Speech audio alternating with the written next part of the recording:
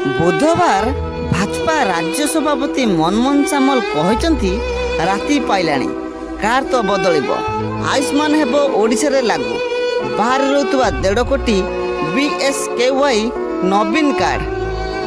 भाजपा राज्य सभापति मनमोहन सामल एमिति किछि प्रतिक्रिया दवा परे राज्य रे देखा जायतिला असंतोष।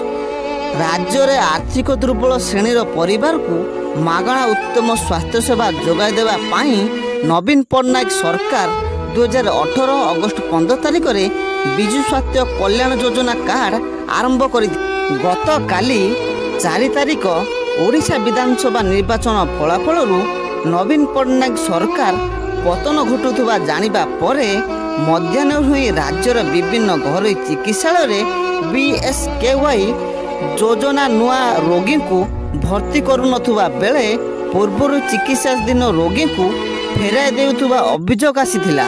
एपरिकी डायलिसिस केमा पाई जाउथुवा रोगी को मध्य फेराई दिया जाउथुवा सुनिबाकु मिलिछि। राज्य रे नुआ सरकार आसीबो तेणु एही कार्ड एबे कार्यकारी होई परिबो नाही बोली हॉस्पिटल पक्षरु कुहा जाउछि।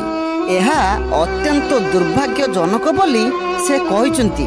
रोगी और रोगर कौनसी जाति धर्म और दल नहीं साधारण नागरिकों को स्वास्थ्य सेवा जोगाई देवा प्रथम सरकार का प्राथमिकता।